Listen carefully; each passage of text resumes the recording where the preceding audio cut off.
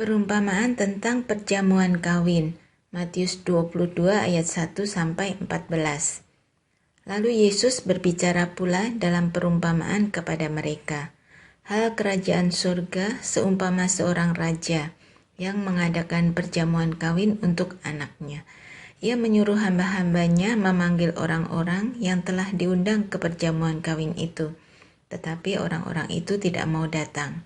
Ia menyuruh pula hamba-hamba lain. Pesannya, katakanlah kepada orang-orang yang diundang itu, sesungguhnya hidangan telah kusediakan. Lembu-lembu jantan dan ternak piaraanku telah disembelih. Semuanya telah tersedia. Datanglah ke perjamuan kawin ini. Tetapi orang-orang yang diundang itu tidak mengindahkannya. Ada yang pergi ke ladangnya, ada yang pergi mengurus usahanya, dan yang lain menangkap hamba-hambanya itu, menyiksanya dan membunuhnya. Maka murkalah raja itu, lalu menyuruh pasukannya ke sana untuk membinasakan pembunuh-pembunuh itu dan membakar kota mereka. Sesudah itu ia berkata kepada hamba-hambanya, perjamuan kawin telah tersedia, tetapi orang-orang yang diundang tadi tidak layak untuk itu. Sebab itu, pergilah ke persimpangan-persimpangan jalan dan undanglah setiap orang yang kamu jumpai di sana ke perjamuan kawin itu. Maka pergilah hamba-hamba itu dan mereka mengumpulkan semua orang yang dijumpainya di jalan-jalan, orang-orang jahat dan orang-orang baik, sehingga penuhlah ruangan perjamuan kawin itu dengan tamu. Ketika raja itu masuk untuk bertemu dengan tamu-tamu itu, ia melihat seorang yang tidak berpakaian pesta. Ia berkata kepadanya, "Hai saudara, bagaimana engkau masuk kemari dengan tidak mengenakan pakaian pesta?" Tetapi orang itu diam saja. Lalu kata raja itu kepada hamba-hambanya, "Ikatlah kaki dan tangannya dan campakkanlah orang itu ke dalam kegelapan yang paling gelap. Di sanalah akan terdapat ratap dan kertak gigi. Sebab banyak yang dipanggil, tetapi sedikit yang dipilih." Tentang membayar pajak kepada Kaisar, Matius 22 ayat 15-22. Kemudian pergilah orang-orang Farisi. Mereka berunding bagaimana mereka dapat menjerat Yesus dengan suatu pertanyaan. Mereka menyuruh murid-murid mereka bersama-sama orang-orang Herodian bertanya kepadanya, "Guru, kami tahu engkau adalah seorang yang jujur dan dengan jujur mengajar jalan Allah, dan engkau tidak takut kepada siapapun juga, sebab engkau tidak mencari muka. Katakanlah kepada kami pendapatmu, apakah diperbolehkan membayar pajak kepada Kaisar atau tidak?" Tetapi Yesus mengetahui kejahatan hati mereka itu, lalu berkata, "Mengapa kamu mencobai aku, hai orang-orang munafik? Tunjukkanlah kepadaku mata uang untuk pajak itu." Mereka membawa suatu dinar kepadanya. Maka ia bertanya kepada mereka, "Gambar dan tulisan siapakah ini?" Jawab mereka, "Gambar dan tulisan Kaisar." Lalu kata Yesus kepada mereka, "Berikanlah kepada Kaisar apa yang wajib kamu berikan kepada Kaisar, dan kepada Allah apa yang wajib kamu berikan kepada Allah." Mendengar itu heranlah mereka dan meninggalkan Yesus lalu pergi. Pertanyaan orang Saduki tentang kebangkitan, Matius 22 ayat 23-33. Pada hari itu datanglah kepada Yesus beberapa orang Saduki yang berpendapat bahwa tidak ada kebangkitan. Mereka bertanya kepadanya, "Guru, Musa mengatakan bahwa jika seorang mati dengan tiada meninggalkan anak, saudaranya harus kawin dengan istrinya itu dan membangkitkan keturunan bagi saudaranya itu. Tetapi di antara kami ada 7 orang bersaudara. Yang pertama kawin, tetapi kemudian mati. Dan karena ia tidak mempunyai keturunan, ia meninggalkan istrinya itu bagi saudaranya. Demikian juga yang kedua dan yang ketiga sampai dengan yang ketujuh. Dan akhirnya, sesudah mereka semua, perempuan itu pun mati. Siapakah di antara ketujuh orang itu yang menjadi suami perempuan itu pada hari kebangkitan? Sebab mereka semua telah beristrikan dia."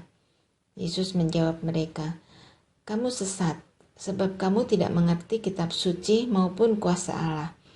Karena pada waktu kebangkitan, Orang tidak kawin dan tidak dikawinkan, melainkan hidup seperti malaikat di surga. Tetapi tentang kebangkitan orang-orang mati, tidakkah kamu baca apa yang difirmankan Allah ketika Ia bersabda, "Akulah Allah Abraham, Allah Ishak dan Allah Yakub." Ia bukanlah Allah orang mati, melainkan Allah orang hidup.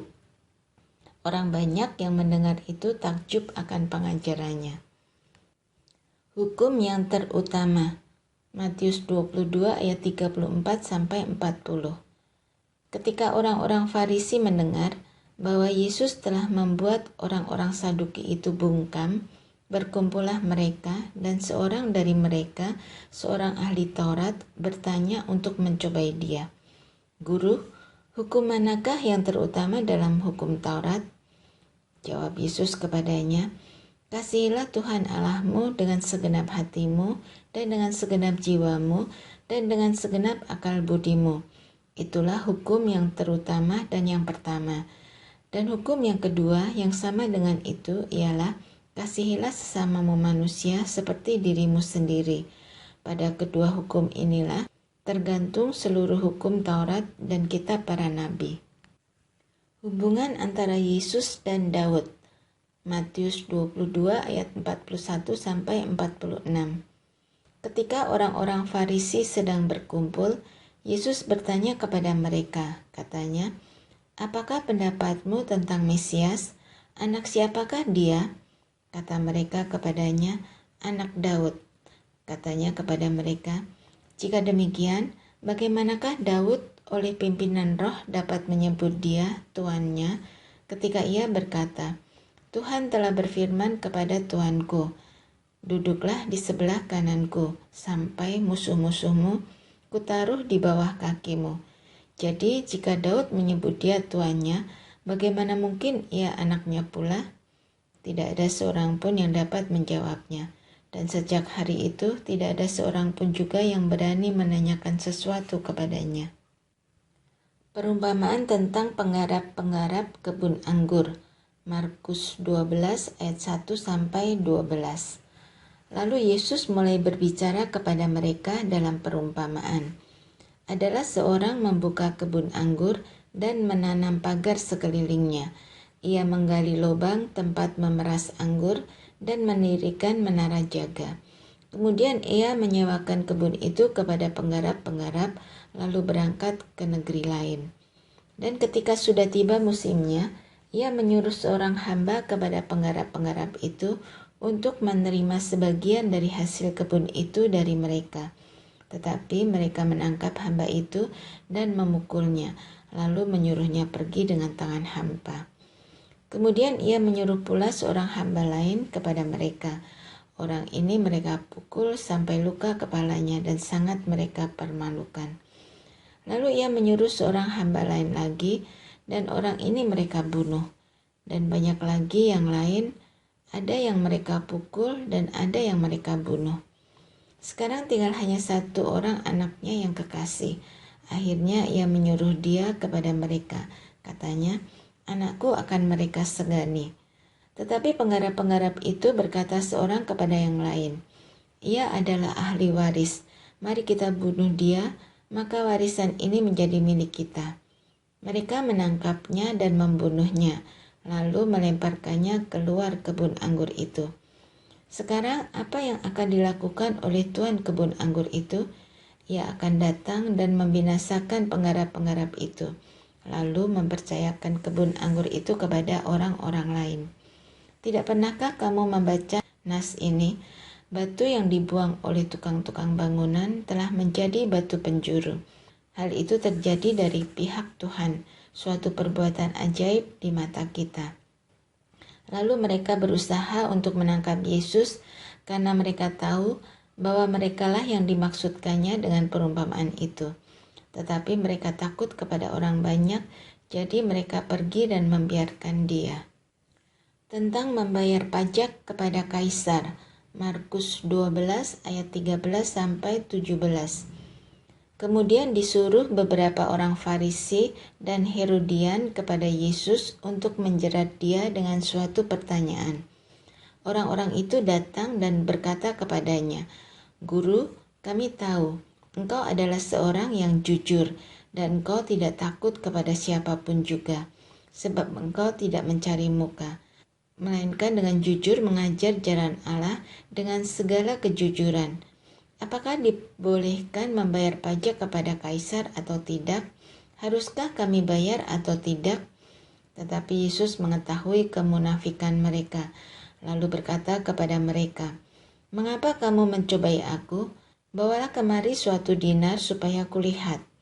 Lalu mereka bawa, maka ia bertanya kepada mereka, "Gambar dan tulisan siapakah ini?" Jawab mereka, "Gambar dan tulisan Kaisar." Lalu kata Yesus kepada mereka, "Berikanlah kepada Kaisar apa yang wajib kamu berikan kepada Kaisar, dan kepada Allah apa yang wajib kamu berikan kepada Allah." Mereka sangat heran mendengar dia. Pertanyaan orang Saduki tentang kebangkitan. Markus 12 ayat 18 sampai 27. Datanglah kepada Yesus beberapa orang Saduki yang berpendapat bahwa tidak ada kebangkitan. Mereka bertanya kepadanya, "Guru, Musa menuliskan perintah ini untuk kita. Jika seorang yang mempunyai saudara laki-laki mati dengan meninggalkan seorang istri, tetapi tidak meninggalkan anak, saudaranya harus kawin dengan istrinya itu dan membangkitkan keturunan bagi saudaranya itu. Adalah 7 orang bersaudara. Yang pertama kawin dengan seorang perempuan dan mati dengan tidak meninggalkan keturunan. Lalu yang kedua juga mengawini dia dan mati dengan tidak meninggalkan keturunan. Demikian juga dengan yang ketiga, dan begitulah seterusnya. Ketujuhnya tidak meninggalkan keturunan, dan akhirnya sesudah mereka semua, perempuan itu pun mati. Pada hari kebangkitan, bila mana mereka bangkit, siapakah yang menjadi suami perempuan itu? Sebab ketujuhnya telah beristrikan dia." Jawab Yesus kepada mereka, "Kamu sesat, justru karena kamu tidak mengerti kitab suci maupun kuasa Allah. Sebab apabila orang bangkit dari antara orang mati, orang tidak kawin dan tidak dikawinkan, melainkan hidup seperti malaikat di sorga. Dan juga tentang bangkitnya orang-orang mati, tidakkah kamu baca dalam kitab Musa, dalam cerita tentang semak duri, bagaimana bunyi firman Allah kepadanya, 'Akulah Allah Abraham, Allah Ishak, dan Allah Yakub'? Ia bukanlah Allah orang mati, melainkan Allah orang hidup. Kamu benar-benar sesat." Hukum yang terutama. Markus 12 ayat 28 sampai 34.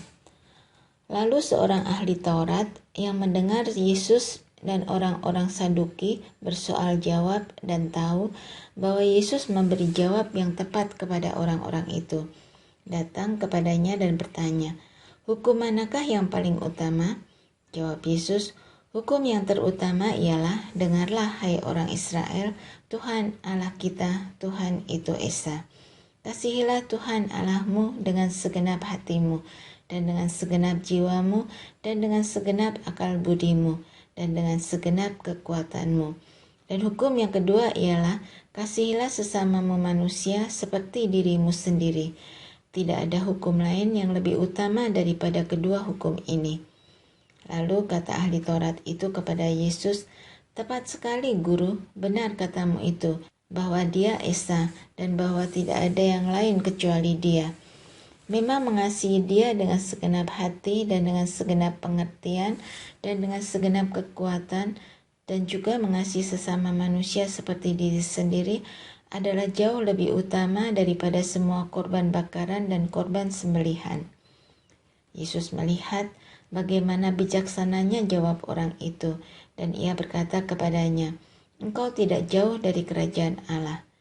Dan seorang pun tidak berani lagi menanyakan sesuatu kepada Yesus. Hubungan antara Yesus dan Daud. Markus 12 ayat 35 sampai 37. Pada suatu kali ketika Yesus mengajar di Bait Allah, ia berkata, "Bagaimana ahli-ahli Taurat dapat mengatakan bahwa Mesias adalah anak Daud? Daud sendiri oleh pimpinan Roh Kudus berkata, Tuhan telah berfirman kepada Tuanku, duduklah di sebelah kananku sampai musuh-musuhmu kutaruh di bawah kakimu. Daud sendiri menyebut dia tuannya. Bagaimana mungkin ia anaknya pula? Orang banyak yang besar jumlahnya mendengarkan dia dengan penuh minat. Yesus menasihatkan supaya hati-hati terhadap ahli-ahli Taurat. Markus 12 ayat 38-40. Dalam pengajarannya, Yesus berkata, hati-hatilah terhadap ahli-ahli Taurat yang suka berjalan-jalan memakai jubah panjang dan suka menerima penghormatan di pasar, yang suka duduk di tempat terdepan di rumah ibadat dan di tempat terhormat dalam perjamuan, yang menelan rumah janda-janda, sedang mereka mengelabui mata orang dengan doa yang panjang-panjang. Mereka ini pasti akan menerima hukuman yang lebih berat. Persembahan seorang janda miskin, Markus 12 ayat 41-44. Pada suatu kali, Yesus duduk menghadapi peti persembahan dan memperhatikan bagaimana orang banyak memasukkan uang ke dalam peti itu. Banyak orang kaya memberi jumlah yang besar. Lalu datanglah seorang janda yang miskin dan ia memasukkan 2 peser, yaitu 1 duit. Maka dipanggilnya murid-muridnya dan berkata kepada mereka, Aku berkata kepadamu, sesungguhnya janda miskin ini memberi lebih banyak daripada semua orang yang memasukkan uang ke dalam peti persembahan. Sebab mereka semua memberi dari kelimpahannya, tetapi janda ini memberi dari kekurangannya, semua yang ada padanya, yaitu seluruh nafkahnya.